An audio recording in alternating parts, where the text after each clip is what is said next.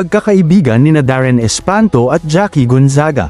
Mas lalong napapansin ng mga manunood ang closeness nina Darren Espanto at Jackie Gonzaga, lalo na sa kanilang mga kulitan, biruan, at bonding moments, kabilang na ang kanilang paglalaro ng billiards bilang paraan ng pagpapalalim ng kanilang samahan.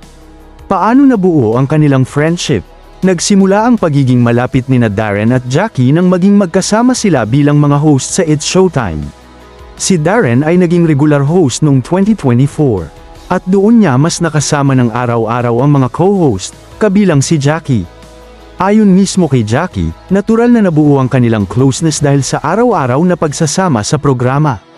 Aniya, sa amin sa Showtime, sobrang close naming lahat, everyday magkasama. Ibig sabihin, ang kanilang friendship ay hindi pilit o scripted, ito ay bunga ng constant interaction, teamwork, at pagiging parang pamilya ng buong cast. Chemistry at kulitan sa show.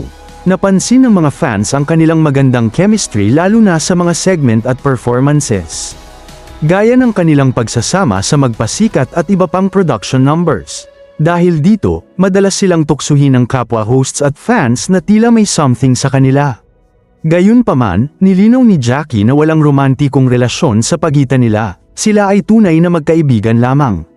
Mga bonding moments, kasama ang billiards. Bukod sa kanilang on-screen bonding, makikita rin ang closeness nila sa off-cam activities tulad ng paglalaro ng billiards, pagsasayaw at paggawa ng fun challenges, pagsama sa parties at gatherings ng Showtime family. Ang mga ganitong bonding activities ay nagpapakita na hindi lamang sila magkasama sa trabaho, kundi nag-e-enjoy din sa isa't isa bilang magkaibigan.